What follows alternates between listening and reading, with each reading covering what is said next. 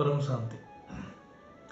एक हम आज चर्चा करेंगे ईशोपनिषद में एक सुंदर श्लोक है, उसमें उसके अंदर बेहद की ज्ञान की पूरा सारांश है।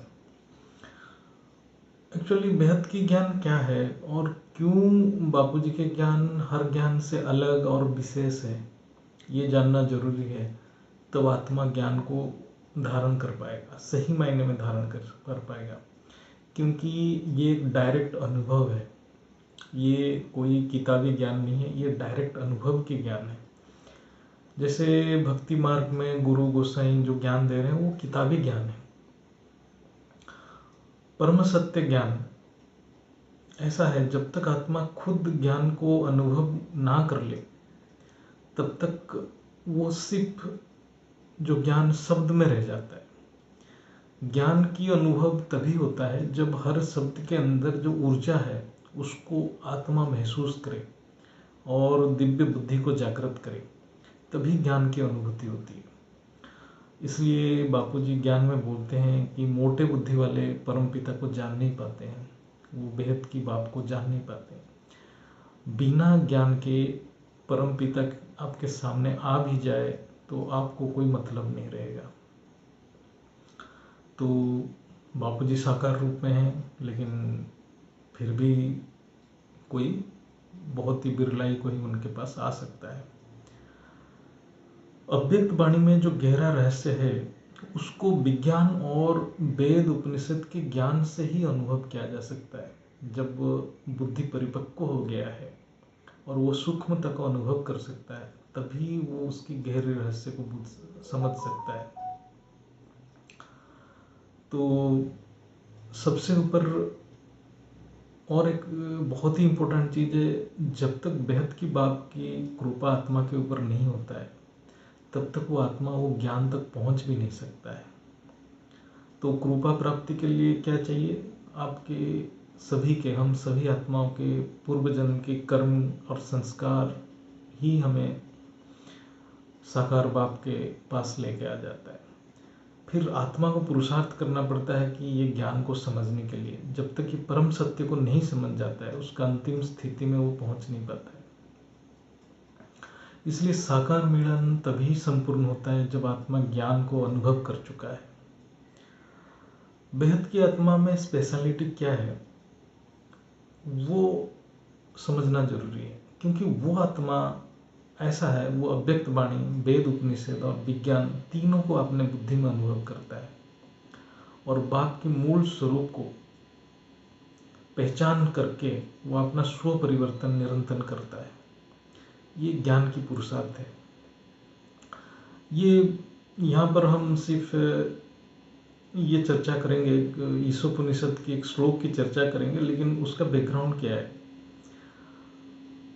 तो ये अव्यक्त वाणी जो है वो तो साधारण वाणी नहीं है, ये बेहद की वाणी है।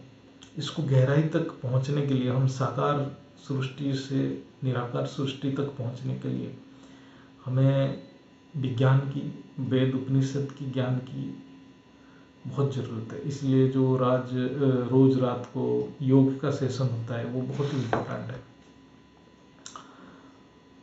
इस उपनिषद में एक बहुत सुंदर श्लोक है जो बहुत ही प्रचलित है, सब लोग इस श्लोक के उच्चारण करते हैं। इसको हम बेहद की ज्ञान से विश्लेषण करेंगे। वो श्लोक में बेहद की ज्ञान की सारांश छुपा हुआ है और हमारे मुनि ऋषि ये महान परम सत्य को पहले भी अनुभव किए हैं। एक्चुअली उपनिषद जो है वो आध्यात्मिक अनुभव है, जो आध्यात्मिक अनुभूति जो करते थे वो पहले मुनि ऋषि, उसकी लेख है वो जो लिखित आकार में जो बनाते थे, तो उपनिषद है। यानी जब मुनि ऋषि वेद की वाणी को स्वयं में अनुभव करके जो शब्द के रूप में प्रकट करते थे वो उपनिषद है।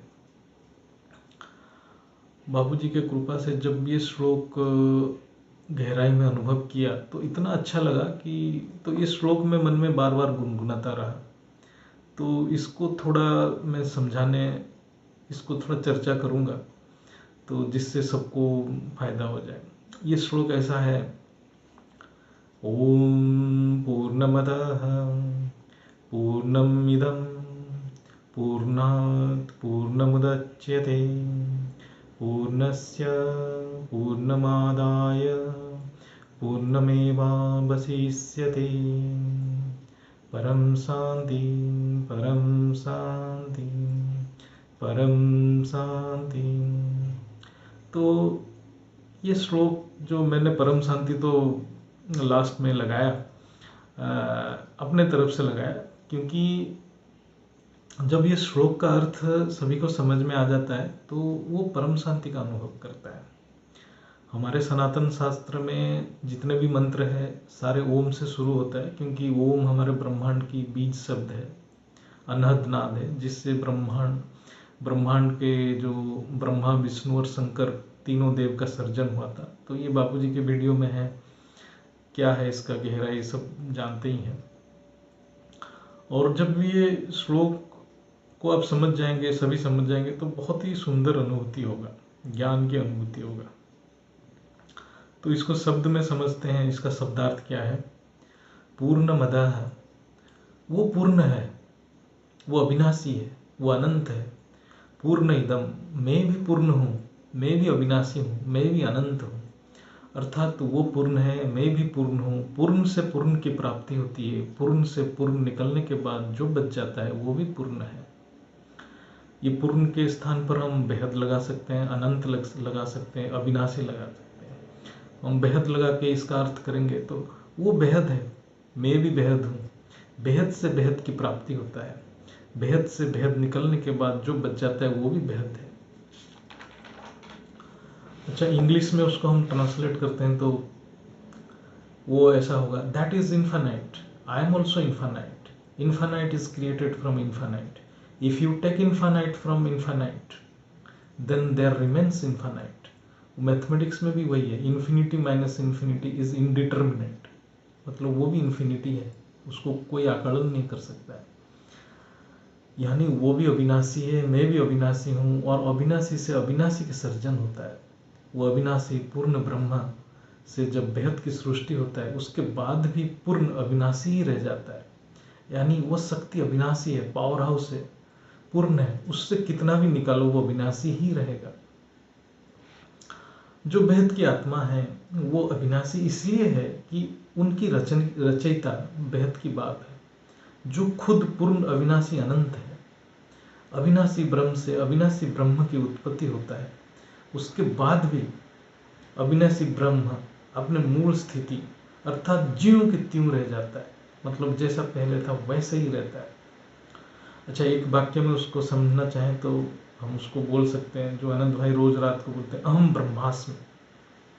जैसे उसको आप अनुभव करेंगे और ये श्लोक को समझ जाएंगे तो आप योग स्थिति में पूर्ण ब्रह्म, अविनाशी ब्रह्म, बेहद की बाप के साथ जुड़ जाएंगे।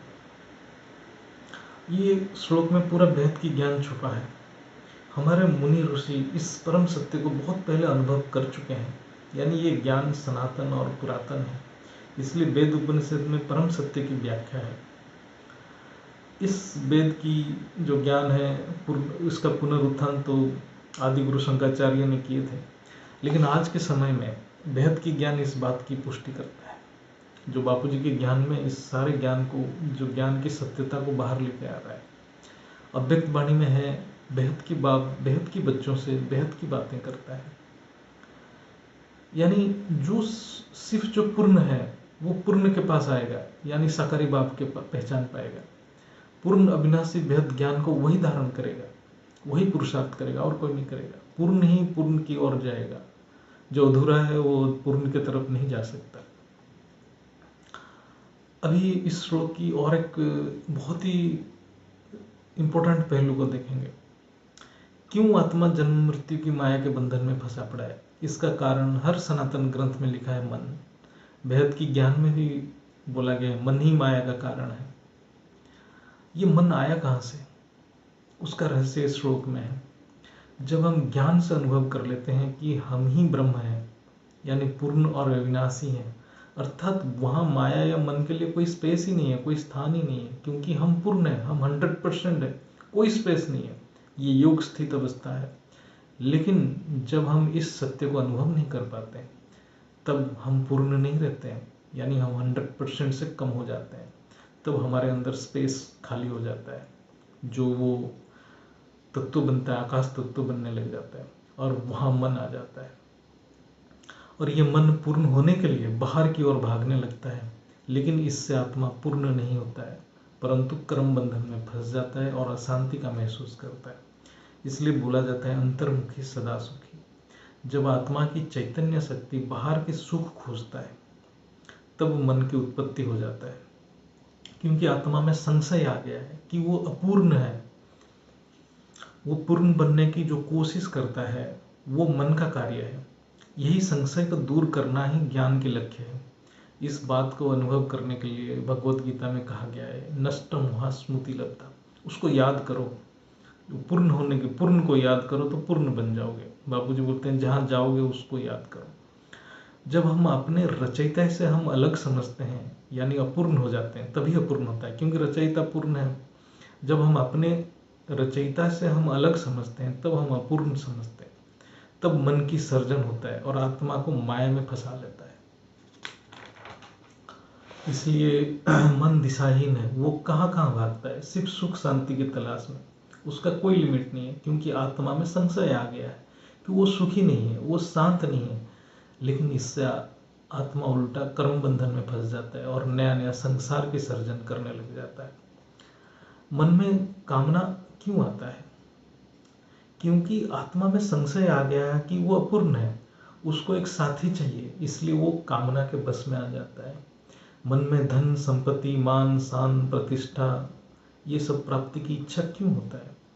क्योंकि आत्मा को महसूस होता है कि वो ये सब की बिना शक्तिहीन है। इसलिए ये सब प्राप्ति के लिए आत्मा मन के सहारे अथाह पुरुषार्थ करता है। ये संसार मन में आता है कि वो सबसे सुंदर दिखे और उससे सब प्यार करें, क्योंकि आत्मा भूल गया है कि वो खुद सत्यम शिवम सुंदरम है, वो खुद प्यार का सागर है। यानी संशय से दिशाहीन मन की उत्पत्ति होता है। मन को दिशा बुद्धि से मिलता है, बुद्धि ज्ञान से प्राप्ति होता है। इसलिए जब तक परम ज्ञान आत्मा को प्राप्ति नहीं हो गया है, तब तक बुद्धि परम सत्य को अनुभव नहीं कर पाएगा और आत्मा के अंदर अंधकार रूपी संशय पड़ा रहेगा और मन नया नया संसार यानी कर्म बंधन में आत्मा को फंसाते रहेगा। इसलिए बेहद की परम ज्ञान को जब तक 100% धारण नहीं किया जाएगा, आत्मा में मन की अस्तित्व रहेगा और 100% योग नहीं लगेगा। योग लगेगा, पूरा जो योग स्थिति, जो धारणा स्थिति नहीं बनेगा। जब बेहद की ज्ञान से मन की कोई अस्तित्व नहीं रहेगा, जब नष्टम स्मृति लब्धा पूरा उसको निश्चय हो जाएगा, निश्चय बुद्धि हो जाएगा कि मैं ही पूर्ण हूँ, तब मन के अस्तित्व चला जाएगा। और मन के अस्तित्व चला जाएगा तो अपने आप आत्मा पूर्ण हो जाएगा, अहम ब्रह्मास्मि स्थिति को प्राप्ति हो जाएगा और आत्मा परम शांति को अपने आप अनुभव करेगा, अपने अंदर अनुभव करेगा। यही पुरुषार्थ है, यही अंतिम पुरुषार्थ है। इसको हम ज्ञान में धारणामूर्त कहते हैं। तो ये श्लोक को और एक बार बोल के इस को आज अंत करते हैं। ओम पूर्णमदः पूर्णमिदं पूर्णात् पूर्णमुदच्यते पूर्णस्य पूर्णमादाय पूर्णमेवावशिष्यते। परम शांति परम शांति परम शांति। बेहद की परम शांति सोचो, बोलो परम शांति। Join us daily for live meditation, 10 p.m. to 11 p.m. on YouTube Live. Subscribe now. Website www.paramshanti.org. Email us anant@paramshanti.org. Like, share, subscribe. Join today. बेहद की